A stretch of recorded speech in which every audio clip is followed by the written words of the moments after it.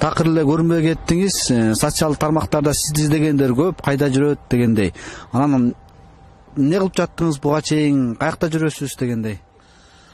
Эми азыр ушундай болуп атпайбы? Азыр көрүнгөндөрдүн эмес, сөгүнгөндөрдүн заманы болуп атпайбы? Кыргыздын жакшы сөзү бар го, көрүнбөгөн бит жаман, көрбөй өргөн ит жаман деп. Bir akıl sözünü aytайын десең, акыйкат сөзүн айтайын десең эле Кыргызстанда бүгүн эки эле нерсе иштеп атат да. Эки фабрика иштеп атат, бирөө тигүү фабрикасы, бирөө сөгүү фабрикасы. Башка эч нерсе иштеген жок. Анан азыр бир нерсе айтыштын өзү да ушундай. Бирок эми эйфориялар этегине чыгат, баары бир деле укуктук талаага киребиз дегендей, мына бир айдын ичинде бир премьерди 3 жолу шайлашты. 3 спикерди жайлашты. 2 мыйзам кабыл алышты. Анын бирисинде кол коюлган жок, экинчисинин бир пункт иштеп, бир пункт иштебей калды.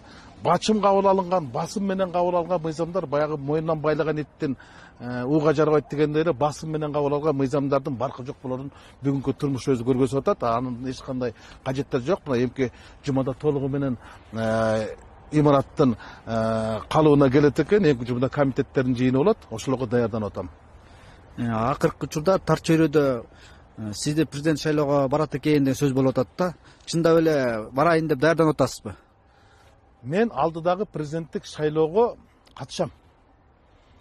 Шайлоочу болуп катышамбы, шайлануучу болуп катышамбы, талапкер катары катышамбы, ат салышамбы, же бир кайсы талапкерге саяпкер катары кызматташамбы, тандем менен барамбы, мандем менен барамбы, үмүт менен чыгамбы, же үгүт менен чыгамбы, 3 күндөн кийин айтам. Анткени азыркы күндө саясаттагы санаалаштары менен дагы такталган талапкерлери менен такташып атабыз, сүйлөшүп атабыз. Бирок атуу катары президенттик шайлоого катышам. Бирок кандай деңгээлде катышам, буну 3 күндөн кийин ачыгын угасыздар. Чоң рахмат.